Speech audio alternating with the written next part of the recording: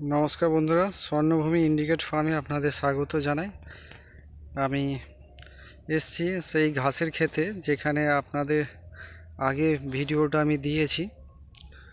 তো ফের দিচ্ছি আপডেটটা। দেখুন, এটি আমার পুরানো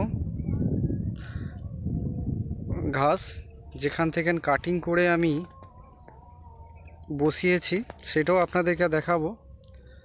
তো এই সাইডটা আমার রয়েছে হোয়াইট জার্মান, আর এই সাইডটা রয়েছে অজানা হাইব্রিড। অজানা হাইব্রিডের কাটিং রেডি হয়ে গেছে। তো আমি 1 বিঘে জমিতে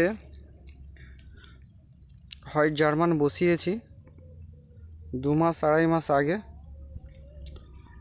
তো তারই আপডেট দেবো আপনাদের। দেখুন আপনারা গাছগুলো কেমন হয়েছে আর কত সুন্দর হয়েছে, আপনাদেরকে দেখাই।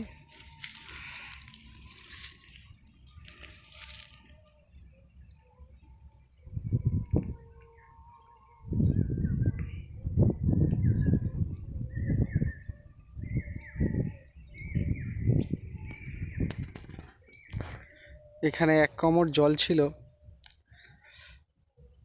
তখন আমি রোপণ করেছিলাম। আর এখন দেখুন কত সুন্দর হয়েছে। আপনাদের একটা ঘাসের গোড়া দেখাই, কতগুলো ফিঁচকি বেরিয়েছে দেখতে পাচ্ছেন। সেই ফিঁচকিগুলো 1টা 2টো 3টে 4টে 5টা 6টা 7টা 8টা 9টা 10টা 11 12 13 14টা করে ফিঁচকি বেরিয়েছে। আমি মাত্র একটি বসিয়েছি, 14টা গাছ সাইড দিয়ে বেরিয়েছে। মানে বুঝতে পারছেন কত সুন্দর এই ঘাস। একবার রোপণ করলে আর দ্বিতীয়বারে এর দিকে আর তাকাতে হবে না। তো বন্ধুরা, আপনি ঘাস চাষ করুন। ঘাস চাষ না করলে আপনি কিন্তু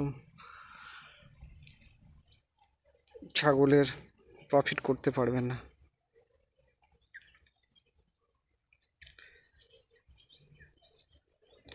ঘাসের কাটিং আমার কাছে অ্যাভেলেবেল আছে, যদি কারোর প্রয়োজন হয় তো স্ক্রিনে দেওয়া নম্বরে যোগাযোগ করবেন।